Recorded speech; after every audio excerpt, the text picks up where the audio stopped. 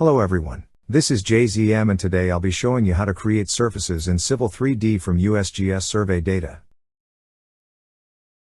Sometimes you need to get a better idea of what your area looks like visually. Google Earth and Usgs can be extremely helpful for this, but it's important to be able to use that data inside of your design software. Maybe you need to generate some quick sample calculations with a higher degree of accuracy than using assumed values, or have to create a snappy visual for a meeting but don't have time to go out and survey the area. Thanks to data provided by multiple websites and government databases, it's possible to create a three-dimensional surface in a relatively short amount of time for use in your preliminary designs. Before we begin, I'd like to point out that this is just one way in utilizing the programs, and there may be more optimal ways available to you. Web data is not an end-all be-all solution and shouldn't be used in place of actual surveys and field data, but it can definitely help get the ball rolling. I'll make timestamps available within the description for you to skip to specific parts of the video. In order for this process to work, you'll need to have a few programs and key bits of information ready. First, you'll need to know, or at least have an idea of, what area you'll be trying to create the surface in. For this specific example, we'll be using a project that I'm working on in California on State Route 113. Second, you'll need access to Civil 3D or some form of CAD software that is able to generate and work with 3D surfaces. As you'll see, I'll be working in Civil 3D 2020, but you could probably just as easily use programs like Base AutoCAD, Revit or Rhino 3D. Lastly, though it's possible to create a shapefile through the National Mapper and usgs.gov, I've found it to be a very time-consuming process with errors that can pop up, which can lead to some holes in data or incorrect elevation generation. As such, I'll be using a website called Equator Studios, which has a much more simplified way of creating the data sets and has been much more reliable for me in the projects I've worked on. If you can't access Equator Studios or wish to use other programs or services, the same steps should be applicable after creating the shapefile.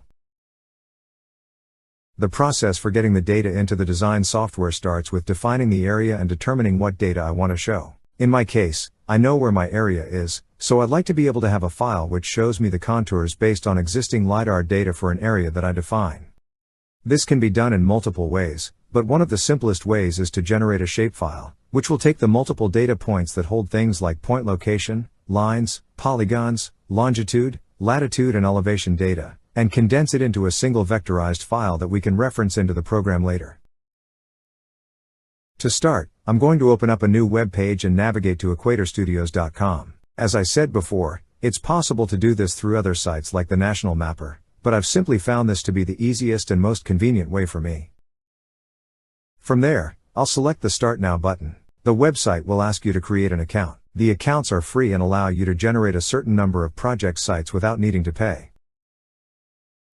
You'll be redirected to the site builder and asked to find a location. You can use this page similar to how you would use Google Earth or any other commonly used mapping software. For my project, I'm going to be working on State Route 113 near a town called Knights Landing, so I'll type in Knights Landing, California and select the first option from the drop-down menu that appears.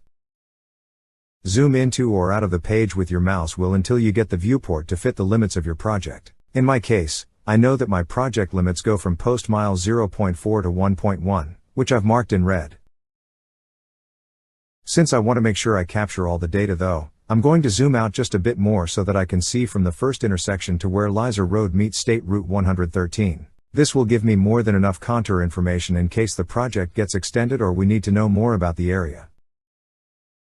Next, I'm going to move my cursor over to the sidebar on the left and select the data option to bring up the data menu. In here, I can see all the different elevation products.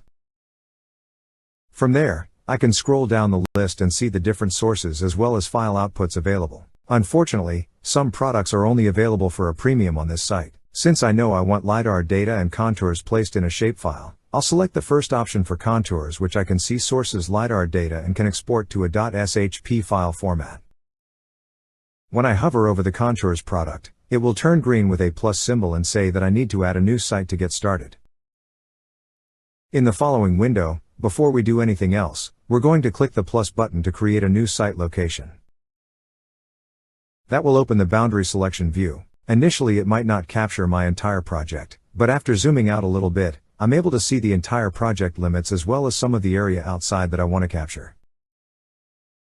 As you can see, there's a very large area to the east and west of my project that is not usable or needed. Having that data there would make my file size a lot bigger and could cause some confusion for people looking at the data in the future. I'll select the Edit Site Bounds option at the bottom so that I can adjust the contour limits to just the data I want.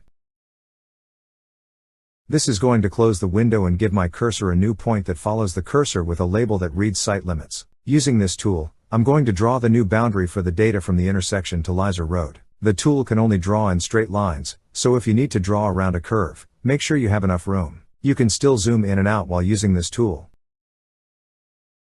After I've drawn my boundary, I can choose the data source and make minor customizations to the data before it generates. I'll take this opportunity to select the Usgs source. For my customizations, I'll choose the detailed setting, which will give me a lot more data points and contour data, and I'll set the output contour interval to the lowest setting. Since I plan to tie my surveys into this data later on, having more data points will make for an easier time later. If your computer has a hard time handling large data sets or you don't need the higher quantity data, feel free to use the fastest export option.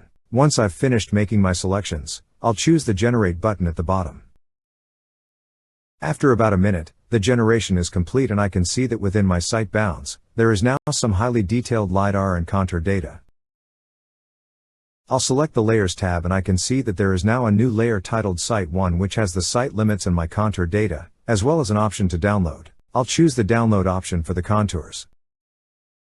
Before the download begins, you'll be asked about some more specific customization options such as format, overlay and vertical units. You may need to play around with the download customization options for a bit in order to create the correct surface. Once you're finished making the final touches, select the Process button at the bottom and save the zip file to your project folder. Now that we've created the shapefile, we can begin the process of pulling the data into our CAD software. To start, you'll want to extract the zip file contents to your project folder, or a place that is easily accessible on your PC. You can extract the zip file contents by right-clicking the folder and selecting the Extract All option. After that's done, open your CAD program and create a new file. Once you've opened a new, blank file in Civil 3D, make sure you assign your coordinate system. This is what will allow you to overlay your surface over a base map later on. You can assign your coordinate system in base Civil 3D by going to the toolspace on the left, selecting the Settings tab, right-clicking on the drawing and selecting the Edit Drawing Settings choice. As my organization has a custom version, I set mine up through a separate menu that appears when I open the program. Now that the coordinate system has been set, we can begin importing the shapefile to create our surface. In the Home tab, select the Surfaces drop-down. From there, select the option for Create Surface from GIS Data. This will open up the Options menu for how to create your surface. Within the Object options, we can set things like the surface name, description and how the surface will appear when viewed. Since I want to be able to see what the surface looks like later on, I'll choose a style that involves a triangle model view. Next, I'll select the Connect to Data option. The first section asks for data type. I'll select the SHP option. After that, I'll click on the ellipses to the right of SHP path and find the location that I extracted the zip file to. Once there, I'll select the SHP file. Lastly, I'll select the Login button which will connect the data in the SHP file to the drawing and open up the remaining 3 tabs to adjust the data. In the Schema and Coordinates section, we just need to select the Contour checkbox. If you don't see a coordinate system shown, or there is no checkbox, that means your shapefile was generated incorrectly and you'll need to go back to the previous section on shapefile generation. After you click on the checkbox, the next 2 sections will turn blue to show they are accessible. In the Geospatial Query tab, we can define our area of interest based on an existing polygon or shape. Since we did this previously in Equator Studios, I'll be skipping it. However, if you skipped that step or wanted to limit the data further, you could do so by using the selection icons to the right. Finally, in the last tab titled Data Mapping, we will be associating the values that the shapefile contains with our program's elevation output. If you look in the GIS field column, you should be able to find text relating to elevation. In my case, it's been output as elevation F. Just to the right of that, I'll left-click within the white space and a drop-down should appear with the data that can be associated. In some cases, if you try to associate data with the wrong section, you'll get an error message. Unfortunately, if you get to this step and don't see any data, that means that your shapefile doesn't have elevation data and you'll need to go back to the previous section on shapefile generation and remake your shapefile. Once you've set the elevation data into the correct section, hit the Finish button. After a few seconds, the program will likely pop up many errors and a window asking you to change to a different level of detail display. In my case, changing to the Enter level of detail display option works much better as it limits the amount of high-resolution data being displayed based on how far zoomed out I am. I'll select that option and close the event viewer.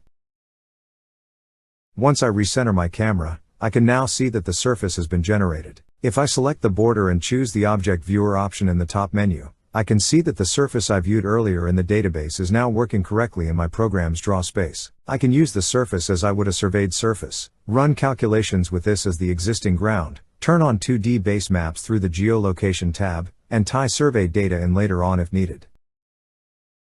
That concludes this tutorial. Thank you for watching. If you have any comments or questions, please feel free to comment down below.